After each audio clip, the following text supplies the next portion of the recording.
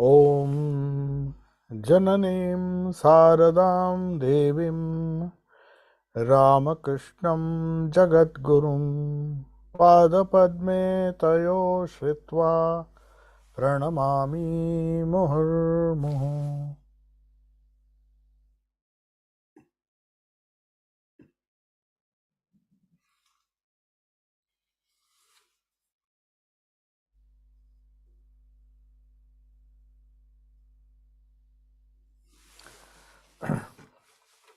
So today we will discuss the reminiscences of Srimati Shailabala Chaudhary.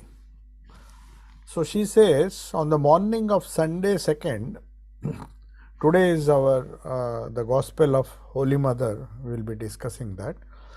So on the morning of Sunday, 2nd Shravan, that is 2nd July 1904, revered Gauri Ma, her disciple, that is Durga, and I were traveling. I means Shailabala Chaudhary.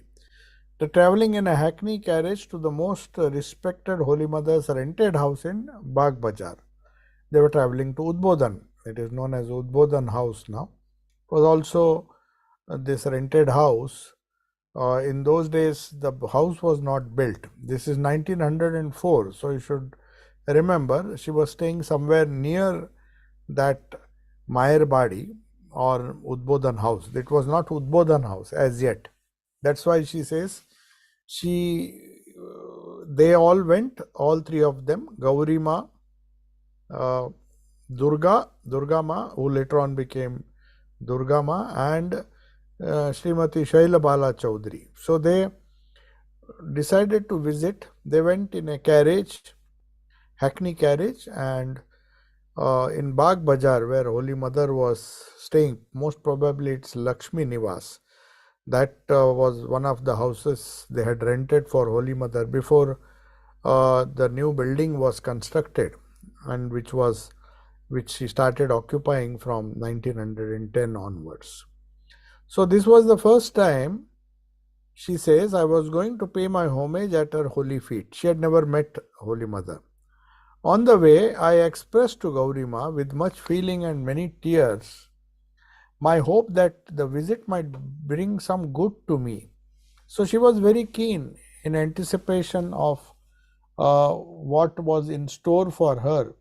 So she wanted to be sure that this visit becomes fruitful. She did not like the uncertainty.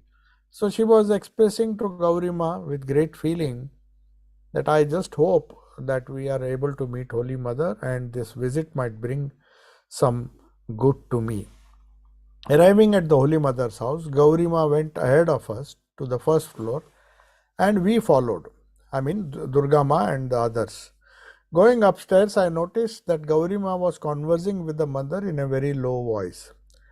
I don't know what passed between them, but I heard the Holy Mother saying to her, you brought Suren's wife here the other day, and now you have brought this daughter today. This seems to be your regular work. I mean, not in a sense of complaint, that she was not complaining, but she was just trying to say that every day you keep bringing people here.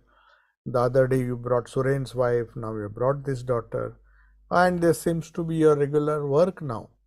On hearing this, Gauri Ma very assertively said, oh, you will certainly give her initiation, won't you? What else is the purpose of your existence? She was, as all of you know, Gauri Ma had met Sri Ramakrishna also, and Sri Ramakrishna had, she wandered through the length and breadth of India and wearing Gerua clothes, which was very rare for a woman in those days. But she was a very strong woman, and naturally she was quite outspoken.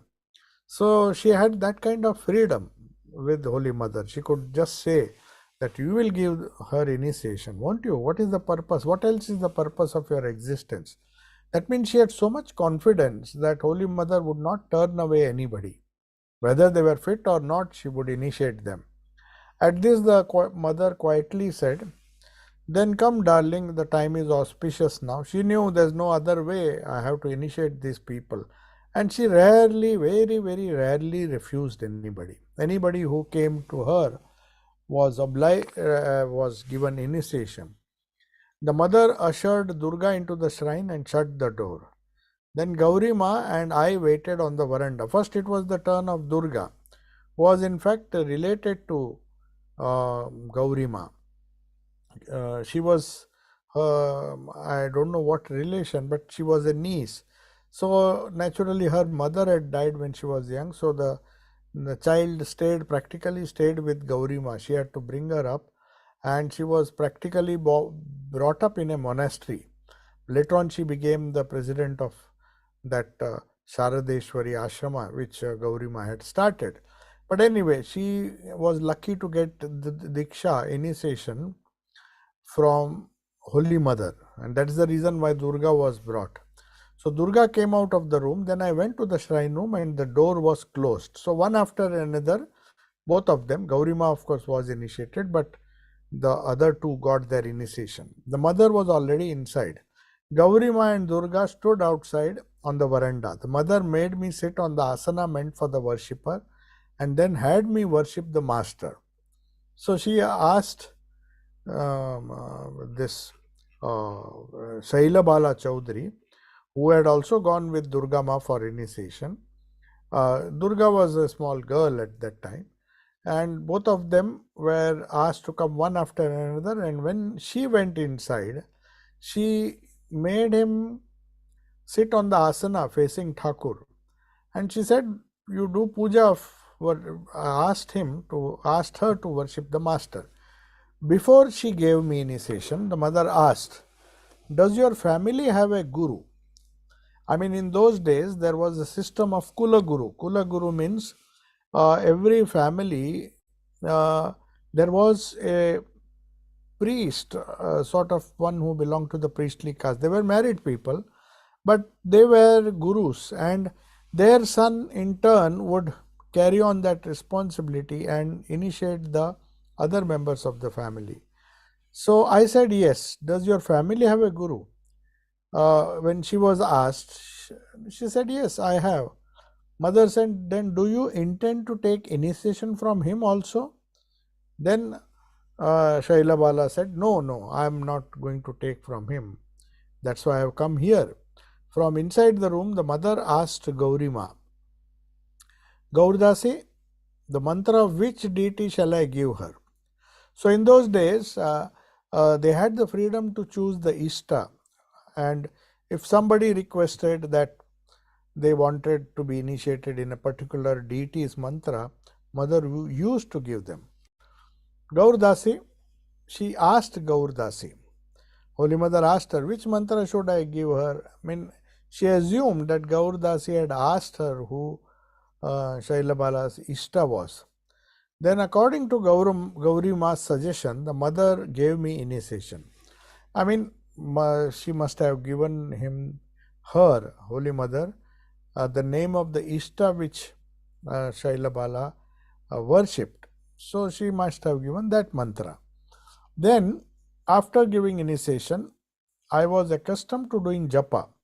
She used to previously do some kind of japa, not an officially given mantra, but some mantra, and she knew how to do that.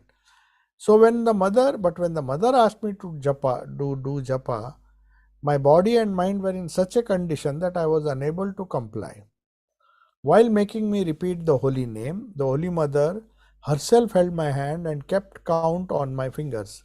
She herself told Shaila Bala how to count the japa on her fingers. And then the door of the shrine was opened. Gaurima entered and told me to offer flowers at mother's feet, because one is supposed to finish the initiation process by worshipping the Guru and trying to see the Ishta in the Guru's heart. So they finished the worship that way, and Gaurima came. Of course, mother would not say, "You offer flowers to me," but Gaurima knew the procedure. So she said, "Why, now that you have got the mantra, you worship your Guru and offer some flowers at the mother's feet, just as you offered the flowers at Thakur's feet." And she says, "I obeyed." When we arrived at her house, the mother was getting ready to go to the Ganges for her bath. But now our visit had prevented her from going. We took our noon meal and spent the whole day there. That day, the mother was searching for a misplaced key. Noticing a key lying close to the cot, I told her, "Here is a key." I didn't know that mother was looking for key, that very key. I did not dare touch it. Mother picked it up with great joy and blessed me. So she remembers that incident where she was instrumental in finding the lost key for Holy Mother. Somehow it had fallen down near the cot, lying close to the cot, and Holy Mother was searching for it. Then she says, "I didn't feel like leaving the Holy Mother. When I was saluting her at the time of taking leave, she said, 'Come again, dear, write to me now and then.'" So that's how Holy Mother is to get involved in her disciples and maintain a close contact. On the Janmashtami day of Bhadra, August-September, my third sister and I had gone to Kakurgachi Yogodhyan to attend the festival there. We noticed that special arrangements were being made there for the reception of the Holy Mother.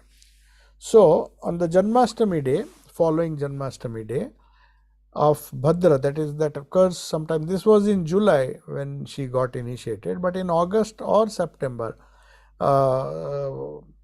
my third sister, that is her, Shailabala's third sister, and she had gone to Kakurgachi Yogodhyan to attend the festival there. You all know Ram Datta used to organize a special festival there, Janmashtami. His Ishta was Krishna. So naturally, he used to hold a festival, conduct a festival there on the Janmashtami day. So special arrangements were made there for the reception of Holy Mother. So Holy Mother was supposed to visit that place. She was invited and they had made arrangements to receive her. A place close to the temple had been enclosed for her to take rest in. So there were many buildings, small houses there in that area, and very close to the main place of worship was another house where Holy Mother was received and arrangements were made for her to take rest. I was feeling great joy to think that the mother would come here and I would see her. Truly, the mother's arrival created a great excitement.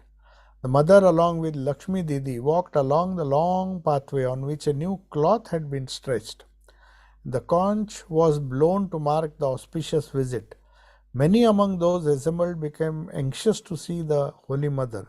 Many of them had not seen. They were invited for this festival, and knowing her greatness, knowing that she was Sri Ramakrishna's spiritual consort, a lot of people were curious and wanted to see her, wanted to have her darshan.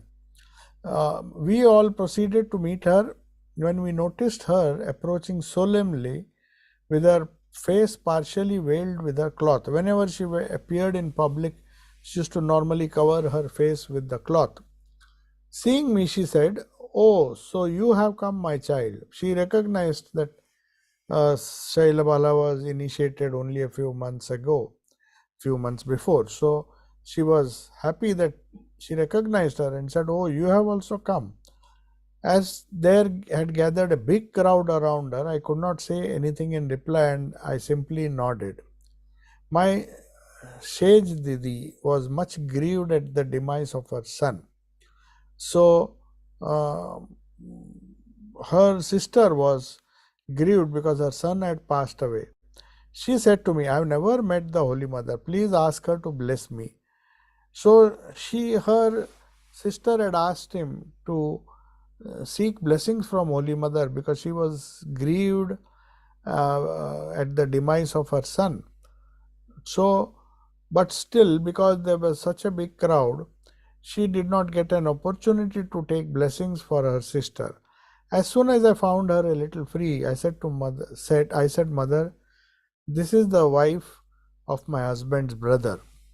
No sooner had I spoken than the mother affectionately said, "I know everything, my child." I couldn't tell her anything else. So somehow she understood what was the reason why her wife of her husband's brother, Sejo Didi means wife of her husband's brother, had come. So she knew that the son had passed away, and Holy Mother perhaps knew intuitively this was the reason for her grief. So affectionately she told, and before she could explain anything, she said, I know everything, my child. So she didn't say anything else. One day, my sage Didi and I went to see the Holy Mother, the sister in law. After saluting her, we went to the shrine room to pay our homage to the master. On our return, the mother said, Take your seat. So we sat down. After chatting for some time, in the course of conversation, I told the mother, Mother, you are Mahamaya. You have nicely deluded us by bestowing parents, husbands, and children on us. The mother immediately replied, Don't speak like this, that I have kept others deluded. The sufferings of people bound in the world pain me very much.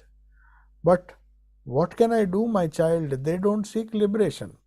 So what she was actually meaning is, don't say that I am deluding you people. You people want to be attached. You people are deluded, but if you want, you can get liberation. You can get free if you want. But what can I do? Those people who are bound, they are not keen and they don't seek liberation. I can't force them if they are pained, or if they are suffering because they have been bound by their relatives, as you say, as you blame me because of Mahamaya. Mahamaya binds everybody in the world. But that is not the case. I am ready to give them freedom if they want. If they seek liberation, I can give them. But what can I do, my child? They don't seek it. So this is the idea which one should understand. Holy Mother says, the sufferings of the people who are bound in this world pain me very much. But unfortunately, because they don't seek liberation, I am helpless. What can I do? So that's why she is telling Sailabala that don't blame me for all that suffering. They don't want to be free. Another day, along with my Sage Didi, I went to see the mother.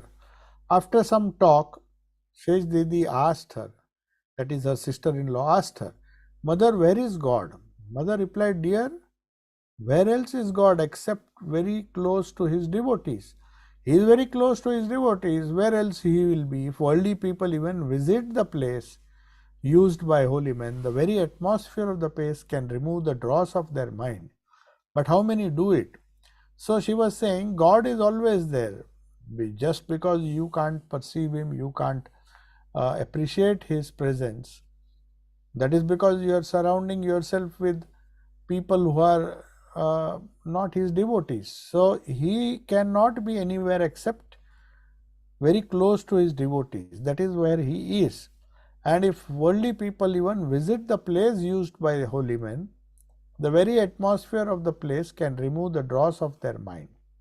So that she is giving a solution. He said, if they really want God, if they want liberation, if they want to see God, then they have to seek the whole company of holy men. Even visit the place where holy men have used it once, that is places of pilgrimage or places which have been frequented by holy people.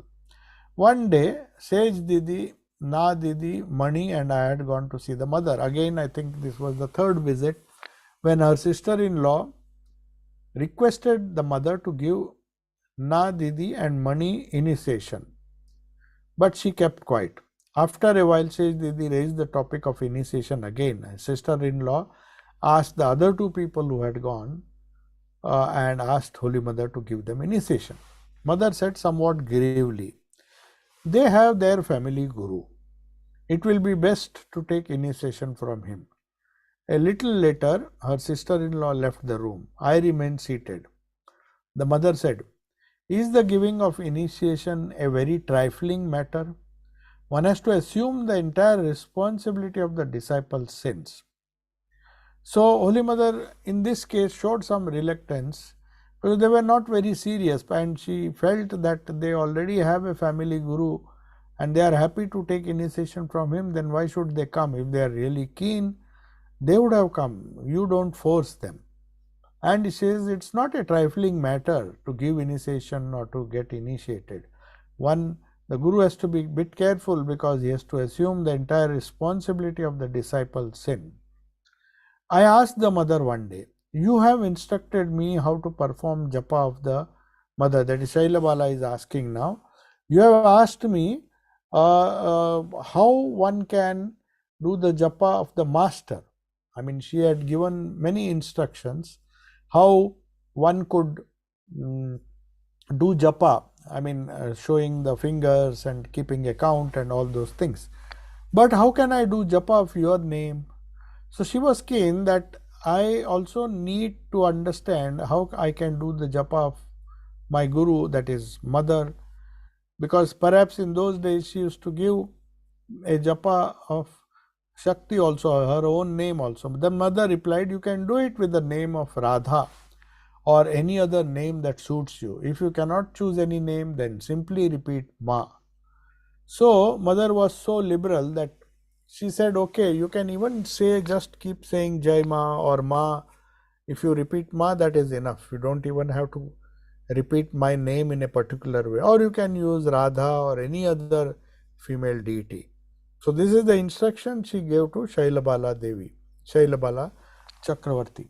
One day after our noon meal, Sage Didi, that is her sister-in-law, and I went to see the Holy Mother.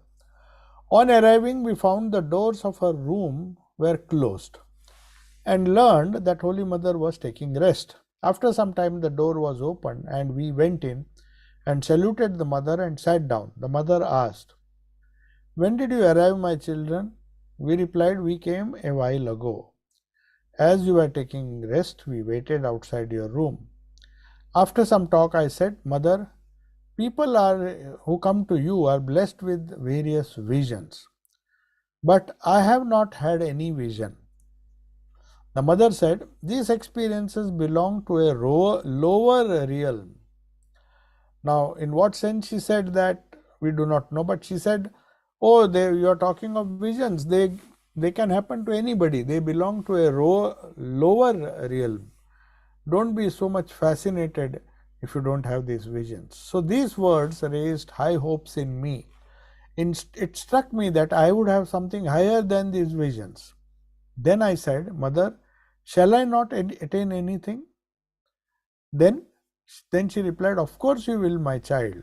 So we can we'll try to remember one more incident which happened, and Swami Vivekananda once asked Sri Ramakrishna, because some disciples like Bhavanath and others would be having a lot of visions and they used to jump in joy and ecstasy when songs were about Krishna and Kali and all were sung. They used to have repeated visions. So Swami Vivekananda thought that why don't I have these visions?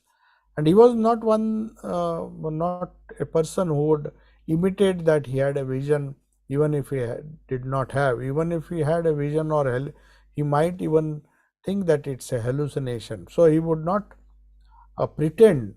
And he very honestly told Sri Ramakrishna that I don't seem to have any vision, whereas these people are having so many visions. Why don't I have? Then Sri Ramakrishna also told him something similar. He said, these experiences come to highly emotional people, maybe they belong to a lower realm. And he gave an example that he says, when people with a low capacity for bhava, when something, for example, he said, if a big elephant enters a small pond, the whole water will be splashed here and there, because the pond is too small for a big elephant. So similarly, if the elephant enters a big lake or a big sea, then the water will not be noticeably upset. I mean, in the sense it will not be splashed as much as we can notice it in a small pond. So what does it mean? That a person who has a low capacity and who gets overwhelmed with the least spiritual emotion will see these visions, will have ecstasy and many things. Whereas a person who is very deep and has very deep spiritual sensitivity, like the elephant entering the sea, he'll still remain calm. So it is a greater adhar, a greater receptacle of spiritual strength that will not be influenced by these small visions. Perhaps they may not have visions at all. So that is why Holy Mother is saying these visions, what you speak of, what others speak of, they belong to a lower level of spirituality. But so now Shailabala did not know what it meant. She thought, okay, then that means her words, these words raised her hope, said, oh, maybe I'll get something higher. So it struck her that maybe Mother is hinting at something, some higher experience that I may have than these visions. Then I said, Mother, then she remembered. Then I should ask whether I'll attain anything. I mean, if I don't get any experience, how do I know that I'm progressing spiritually? She replied, of course you will, my child. You will, as time comes, you will know what kind of experiences you will have. One day, I asked the mother about worshipping the master. She replied, you are involved in worldly life. You would not be able to manage the formalities of worship. She was asking how formal worship should be performed to Sri Ramakrishna, because during initiation most of the people are instructed to do mental puja. Not, if possible, if one has the facility, one has the patience, one has the time, one can do a formal ritualistic worship. But Holy Mother knew. That's why she says, you are busy with your worldly life, you are already busy with so many things. Don't bother to do formal worship. You will not be able to manage that. Whenever the so she was consoled by Holy Mother. You don't have to bother, even if you don't do, it won't matter much. You continue to do your japa. Whenever the Holy Mother was asked to give some instruction, she would just say, call upon the master. He will do everything for you. Uncle Moon is the uncle of all. That is, Chanda Mama is the mama of all. So call upon him, who is the uncle for everybody, not just your biological uncle. So that was the standard reply she used to give, and that's what Shailabala has noted, that calling upon the master, remembering yesterday was Swami Vireshwaranji Maharaj's birthday. One of his favorite quotation is, we have to just wait. Just as the Sri Ramakrishna used to say, you have to wait at the door of your master, the door of your Ishta. What do you mean by that? Waiting at the door. Waiting at the door means repeating his name and just waiting for his grace to flow. Someday or the other, all our problems will be sorted out. Our duty is to just remember him as far as possible, whenever possible, and repeat his name. What else can we do? That was her standard advice. He said, one has to be patient, one has to repeat the name. Know that it is bound to give some effect. The mantra is not going to be wasted. What it does, how it does, we can't inquire. It acts in different ways, and different people get different benefits depending on their past karma. But it will have its effect. He will do everything for you. Call upon the master. So that was the standard reply when Holy Mother was asked to give some instructions. Everybody wanted some special instructions, and she used to say, what more can I say? You just call upon the master and he will do everything what is necessary for you. One day, she says, my mother and I were on our way to visit the Holy Mother. As we were proceeding, we came across Sudhira Didi, who was returning after visiting the Holy Mother. Sudhira Didi was one of the women who used to be very close to the Holy Mother. In fact, she was the one who helped Nivedita in her work as well. She was returning after visiting the Holy Mother. When we raised the topic of Sudhira Didi, they just happened to meet her when she was leaving. So the topic of Sudhira Didi came up, and the Holy Mother remarked, what a fine girl she is. She isn't married. how she stands on her own and moves about in a carriage alone. In those days, it was unimaginable. Now, it may not be a great thing, women moving around independently. But Holy Mother, in those days, she appreciated. She says, what a fine girl she is. See, for she is not married. She was, in fact, she did not marry Sudhira Devi, and she became a great companion and did a lot of work for women's empowerment. And Holy Mother appreciated her, inspired her, and asked her to remain as she was. She isn't married. How she stands on her own. Even in those days, there were people, there were women. If you see the wonderful lives of the initial moment of how Sharda Mutt was started. Sharda Mutt was started in much later, a purely women's organization, totally run by women, controlled, administered by women. This was Swamiji's dream project, but it materialized only in 1953, the Holy Mother's birth centenary after that. But before that, people who had lived with Sri Ramakrishna, there are a lot of stories. It is there. You can find the link on YouTube. You will find how the initial stages of the Ramakrishna movement, when Holy Mother was to be the center, as Swamiji had projected, or Swamiji had predicted, that Holy Mother would be the center, and around her, women, empowered women, would come in large numbers, and they would group themselves and somehow start this great movement. That was Swamiji's dream. In fact, his dream was to start it even when he was alive. He had lot of hopes in Gaurima and Durga, the small Durga who was living in the monastery. In fact, he even wanted her. When he came to London, he even purchased a small dress for her, and he wanted her to be educated in the West so that she can be empowered and she can do the women's empowerment work for the Indian women and for women all over the world. That was his dream when he heard that Durga Ma was staying with the Gauri Ma. And of course, Sri Ramakrishna had predicted, he had told Gauri Ma that I am pouring the water, you mold the clay. In what sense, he said, we do not know, but we can see the innumerable women who came in the in contact with Yogin Ma, with Sudhira Didi, like Sudhira Didi, who was working very closely when Nivedita came in 1900 onwards. Nivedita was already there when Sudhira Didi used to work with her, and now and then come and take inspiration from Holy Mother, like Sister Nivedita. So she is trying to praise and say that, you see, she is not married, she stands on her own and moves about in a carriage alone.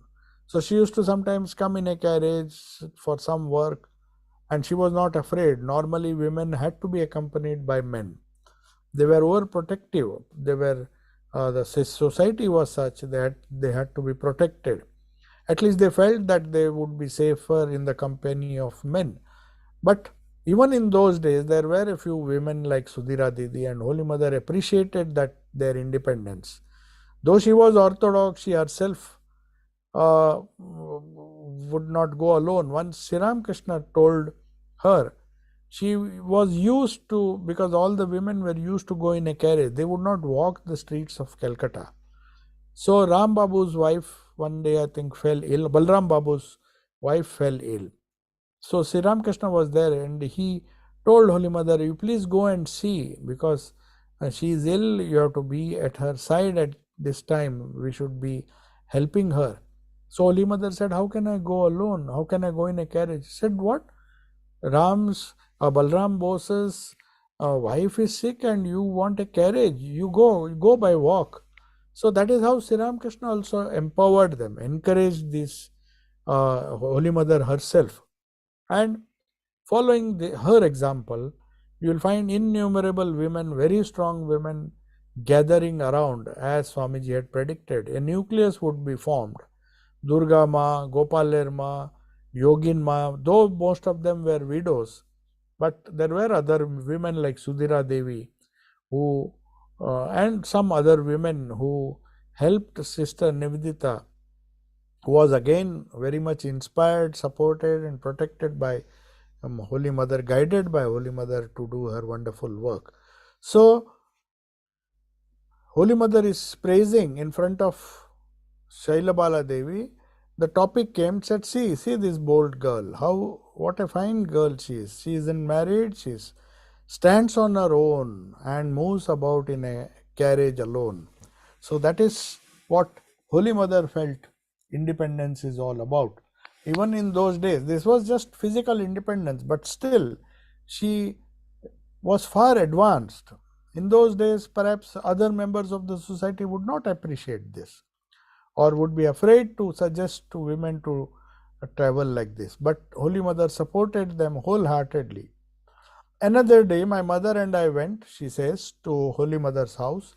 After saluting her, I said, we have been trying to come here for a long time, but were delayed on account of the carriage. So, that day, another day, they were waiting, and as I told you, people would be waiting and they would travel in groups, especially if they were women, and they would not dare to come by foot. Holy Mother said, you came here to see the deity, that means Thakur. Why should you waste money by engaging a carriage? Why can't you come on foot? So that's another way of empowering women. Said, why should you waste money? You could have come by foot, it's not so far. Why are you so much afraid? One noon, my mother and I had gone to see the Holy Mother. She used to take her mother, sister-in-law, and many other companions to Holy Mother. Golapma became annoyed at our visit at such an inconvenient hour and said, it is not really visiting Mother, it is only troubling her, vexing her. Now the cooking is over. If you had intended to come at such an odd time, you should have informed us in the morning. Now, how can the others take their food without sharing it with you? So, Golapma was very strict and she had to help Mother with all the cooking. Holy Mother was very liberal and always used to welcome anybody, even if they came without announcement, and she used to feed them. But Golapma would try to dissuade these people and tell them not to come at such odd hours when the cooking is over. Unless you inform in advance, how can we don't cook for so many people? And now you have come, now we can't, the people who are ready to take food, they also will feel bad if they can't share their food. So it is not good. So Golapma said to the Holy Mother, oh, you are a fine person indeed. You entertain anybody who approaches you and calls you mother. So Golapma was a bit angry. Said, because you have spoiled them. Anybody who calls you mother, you just ask them to come and you don't even see how much food is there. How can we feed everybody? The mother said in reply, what can I do, Golap? If somebody comes here and calls me mother, I can't neglect him or her. So that was mother's attitude. The constant flow of people used to come. They knew that once we come to the Holy Mother, we will not be turned away. Whatever be the situation, whatever be the circumstances, we would be accepted. Whenever I used to go along with my mother to see the Holy Mother, we would be late in reaching there, for my mother could go only after attending to her household duties. Naturally, after finishing cooking and for all the other members of the family, they got a chance, so naturally they would reach late. On the way to the Holy Mother's house, I would be afraid lest we should come across Golapma, who was likely to scold us for coming late. They preferred devotees to come in the morning so that they know how much they can cook. They could cook some extra food if they knew how many people are there. It was a very reasonable thing to expect. But they had to finish, her mother, that is Shailabala's mother, had to finish her own cooking, and that took a lot of time, and after that only they could leave their house. So one day, mother told her, what else can they do? They can come only after attending to all their duties. So Holy Mother understood why they were late. When we were about to take the leave of the Holy Mother after saluting her, she said, why do you go without taking your meal? So They were afraid of Golapma, so even if they came a bit late, they would not stay for lunch and then they would try to leave. But Holy Mother would not let them go. Said, why do you go without taking your meal? We replied, our meal is ready at home. We shall leave now. We will take it there. The mother wanted very much to have us for lunch. At last she remarked, all right, my children, come again. Golap gets annoyed. The mother gave us a little quantity of prasad in a coconut shell which we carried home. Even then, she somehow managed to give them a little food. And they, anticipating Golapma's scolding, had cooked food for other people and for themselves at home, and thought that even if we are late, we shall go back and take food there and not disturb Holy Mother's that whole group cooking that used to be done in that rented place, and not get scolding from Golapma.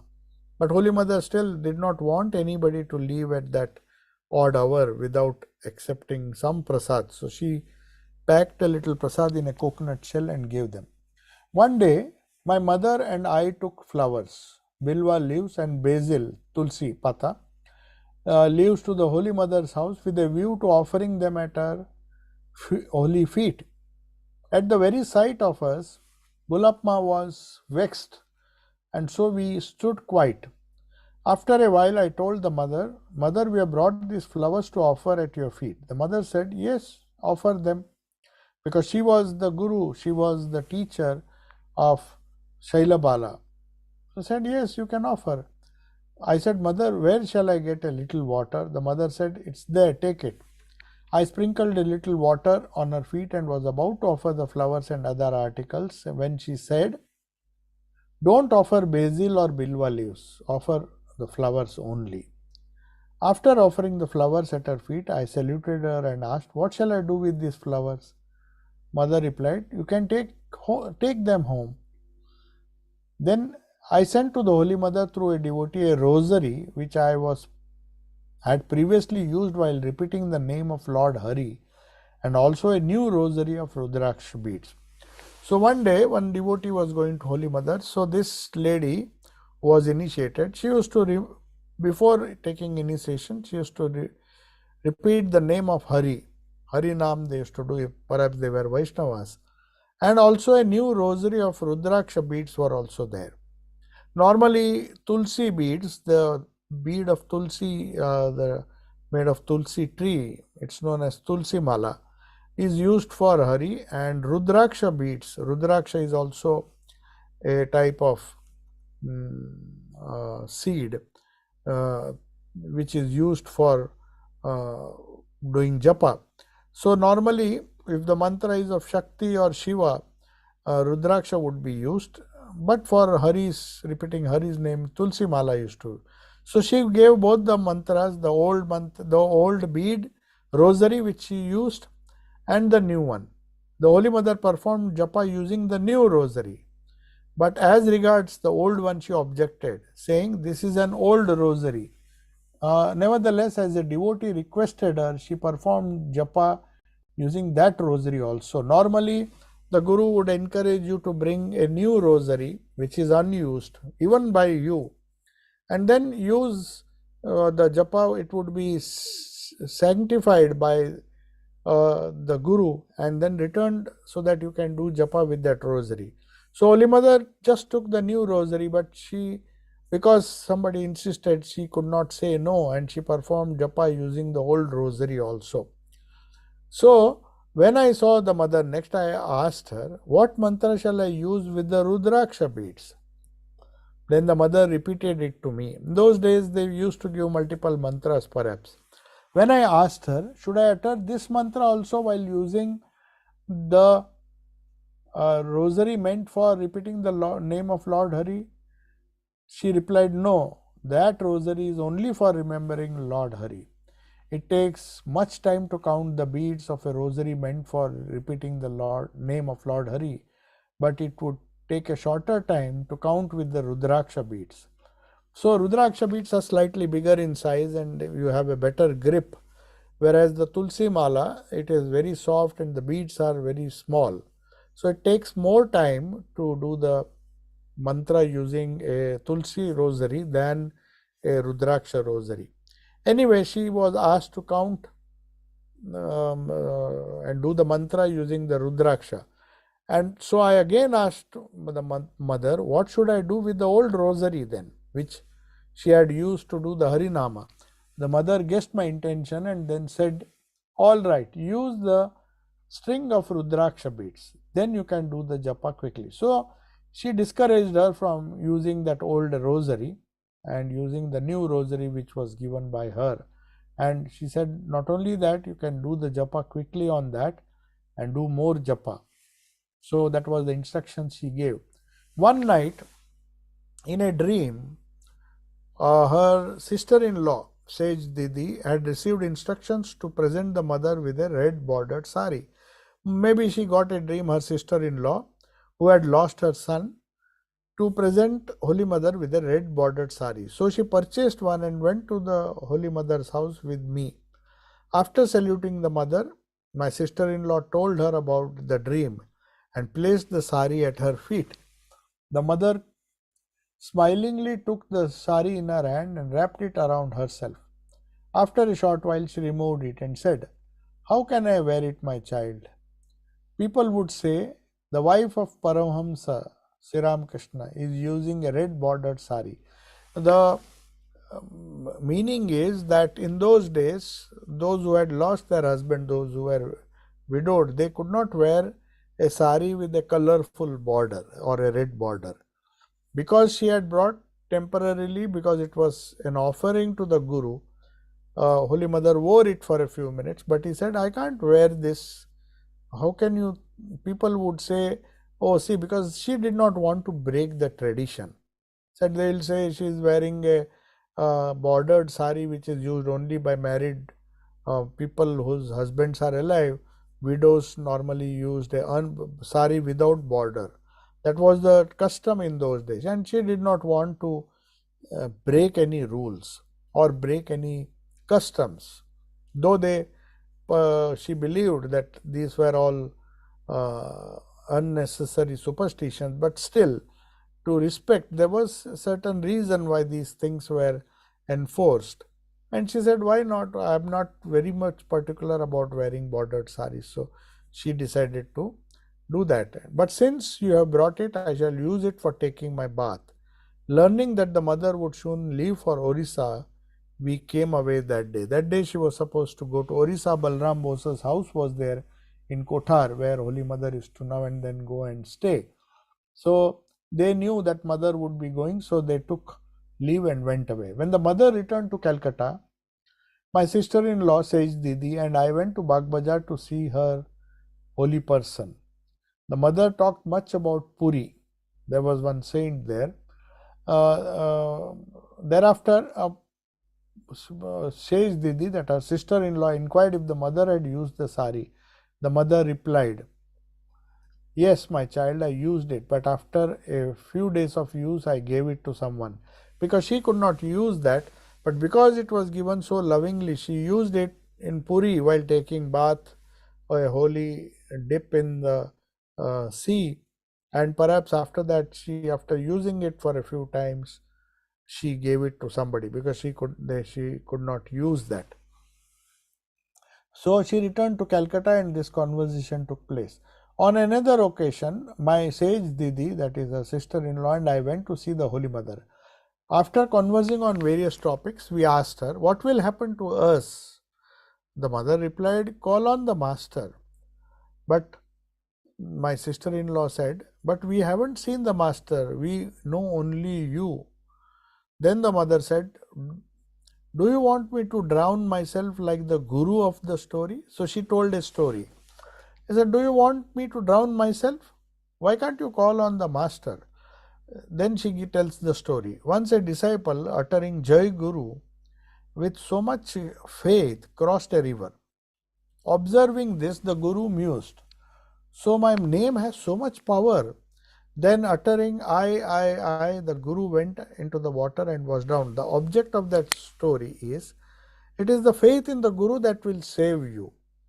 So, but the Guru himself should not have an ego that I am the Guru and I am doing this, I am doing that.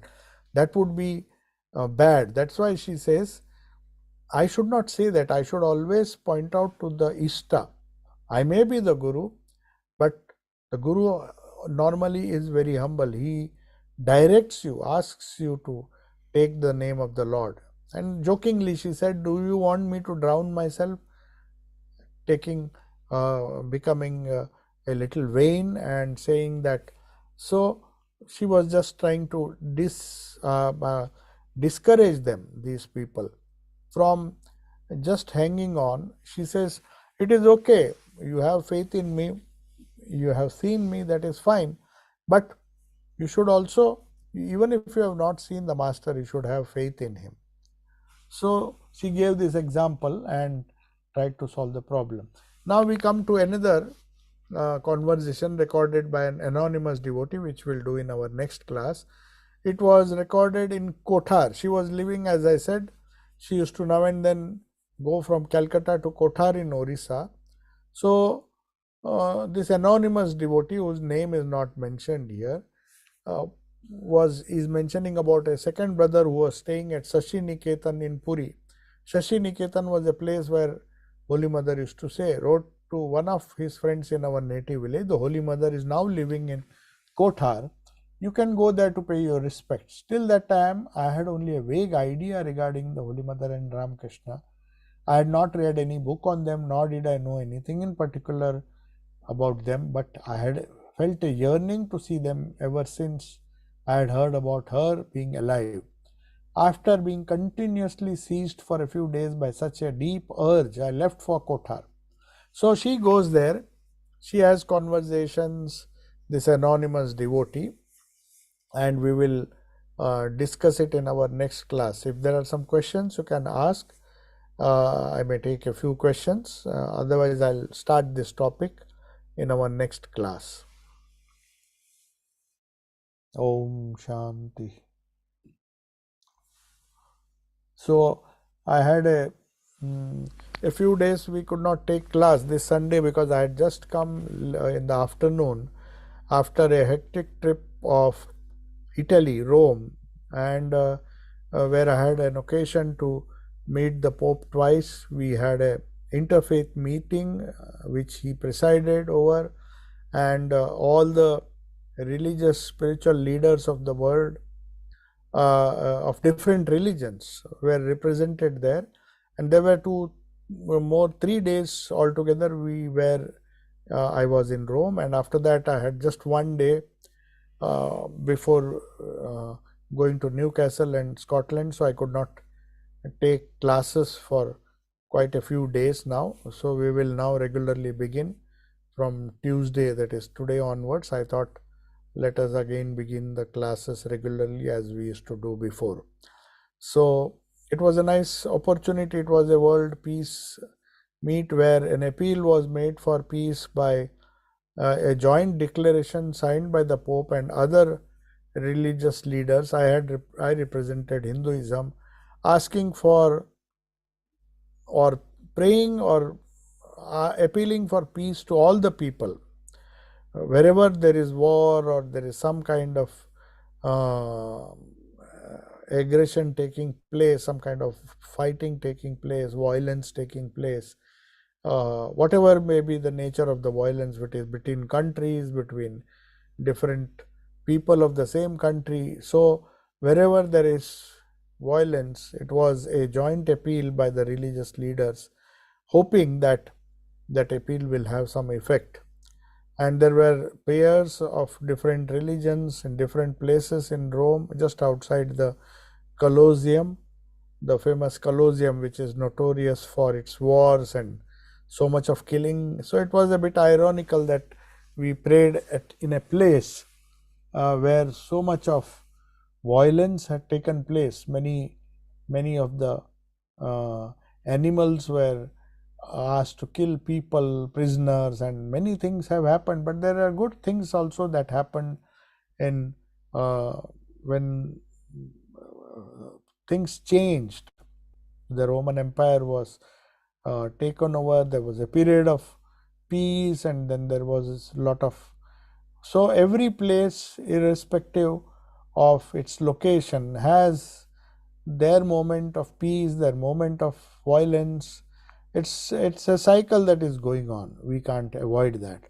So eternal peace can only be had at the individual level. It starts with the individual level. We start with peace within ourselves. That is the best way.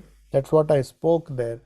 Then it can be extended to a small family or small group of people who know each other. If we can't have peace within ourselves, amongst ourselves, then we can't expect peace in bigger societies, countries, and nations. So, for that, the peace has to begin from the individual. If there is peace within and spirituality at the spiritual level only, human beings can feel, can have that brotherly feeling. I and my brother are one. That is what Jesus said. That is possible only at the level of the spirit. It cannot happen when you are considering yourself to be a puny creature with a body and a mind. No matter how noble one is, when our interests are hurt, we keep quarreling, we keep fighting. One has to transcend that. And spirituality is exactly what uh, helps us to attain to that peace. That is what Mother showed in her own life. She said, if you want peace, try to find peace. See your own faults, don't seek others' faults. Try to see your own faults, and nobody is a stranger in this world, my child. Try to make the whole world your own. That is the eternal message of peace. Holy Mother Sarada Devi lived that message of peace. There was peace within, there was peace without, wherever she went, wherever she lived, and she could not see evil in others. That's the first step. If you train yourself, if one trains oneself not to see the faults in others, then only true peace can result. That's what Holy Mother said. Her last message was, if you want to find peace, my child, try to find your own faults. Don't see others' faults. That's how you quarrel with each other. If you try to see your own faults and correct yourself, then there will be peace within. Then that will result in peace within the small group you are interacting with, and it will extend to bigger societies, bigger neighborhoods, nations, and then ultimately the whole world. That is how one should use the spiritual attitude of Holy Mother to bring peace within ourselves and outside of ourselves. So I'll conclude now. There are no questions. Om Shanti Shanti Shanti Harihi Om Tat Sat Sri Ramakrishna Arpanamastu.